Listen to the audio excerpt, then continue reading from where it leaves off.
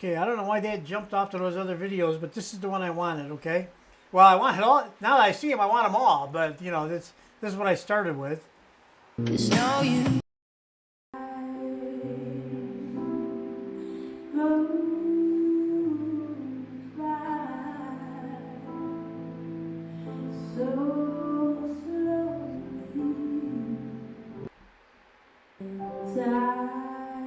There we go. Just keep playing.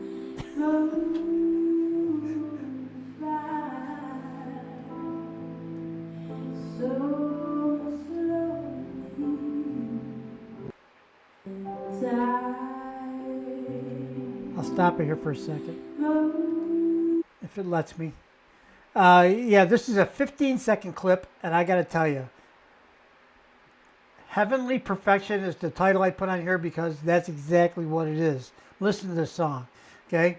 First of all, it's a beautiful song. The Righteous Brothers, I guess, I don't know if they wrote it or not, but I know that's the ones that are iconically known as singing it. And nobody's ever done it better until now. At that concert on the 22nd, Angelina sang this song. It was so emotional, so powerful. I've never heard anything like it. Most beautiful song I've ever heard, period. And the other thing that was surprising about it was the power. It wasn't just the beauty, because sometimes, you know, sometimes they can, you can sing a nice note, you know, it's very beautiful. And there's no doubt about that, right?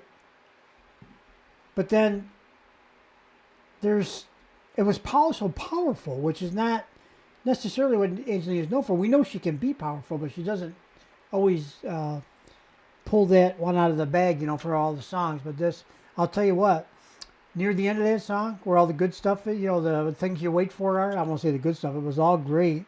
But the stuff you wait for, I'll tell you, my head felt like it was about ready to explode straight up like that. And I was being pushed back into my seat by the power of it. It was just extraordinary. And then, of course, the crowd burst into an instantaneous standing ovation with hoots and hollers and the whole 9 yards, and it lasted for a long time. And it was absolutely incredible, and she deserved that standing ovation for sure. It was just absolutely. It was a moment. It was a moment. It was the moment of the concert, I think. As far as audience response and all that. Now, there were several standing ovations, including the next song, which was Million Miles. And that always gets me emotional. I cried the entire time, from the time she started singing Unchained Melody all the way through Million Miles. And then I ran out of tears. I've told this story before. I was parched. I did not drink enough water that day. I was busy all day long doing all kinds of different things, and I did not take care of myself. I didn't drink enough water. I didn't have much to eat. I was dehydrated, and I knew it too, but I just didn't have the time to fix it. I did get a glass of water at the venue there just prior to coming down in here, but it was one glass, and I should have had probably 10 or 11 more. But yeah, so I was... I got to the point where my mouth was dry, my eyelids were dry, my eyes felt like they were dry, and right after Million Miles, I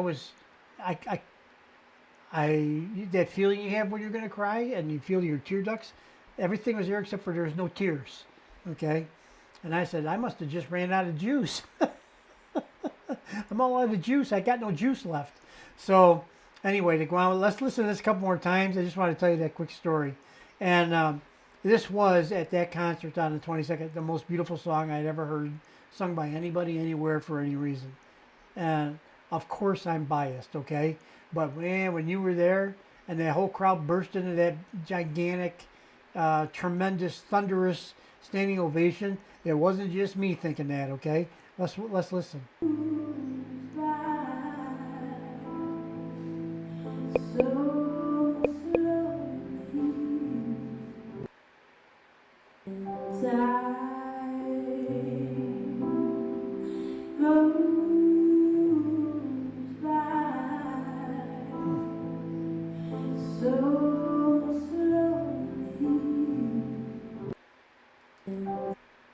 here in just a 15-second clip, I don't know if you guys see the same thing I see or feel the same thing I feel. Probably we're all a little different.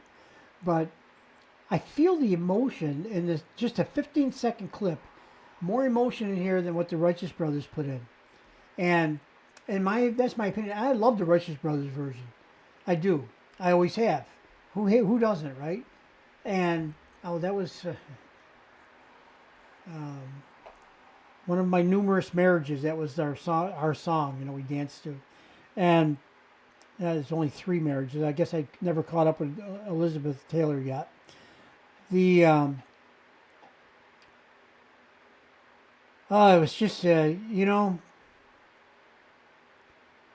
So she puts emotion in it. Now the Righteous Brothers sang it beautifully. It's an iconic standard, I think, in classic like rock and roll, melodic rock and roll, and from that era, and she puts emotion in it, and you can understand the lyrics perfectly well when the Righteous Brothers are singing it, but they just mean more. They mean more when Angelina sings them. Each word has more meaning, more feeling. And that's the magic of Angelina. That's why we love her, right? At least one of the reasons. Because we notice there's a magic in her singing that it's just hard to describe.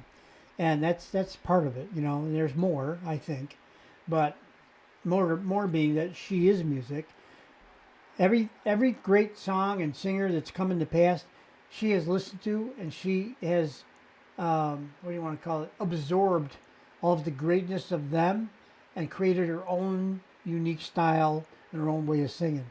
And it's because she was, she is music, of course. She was probably music before she was even born. She probably was destined to be that. But I think Grandma Mary and Mom Sarah, and I don't know who else, maybe Uncle Mike, they brought her up on this old jazz stuff, and it's just it made that blossom within her. Oh man, is it getting dark? Oh man, it's dark. Okay, I gotta go walk my dogs. I just get so carried away. Listen, I love this. Let's play it again. I'm gonna hit the goodbye button in just a little bit. Hope you guys love this stuff as much as I do. Otherwise, you wouldn't be here, right? That is just beautiful. It's beautiful. I like the little hearts on the side too, by the way.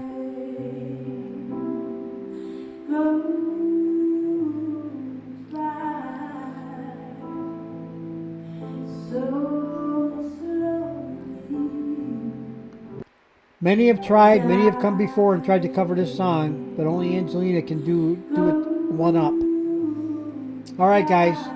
Talk to you on the next one. Thanks for listening. Bye-bye.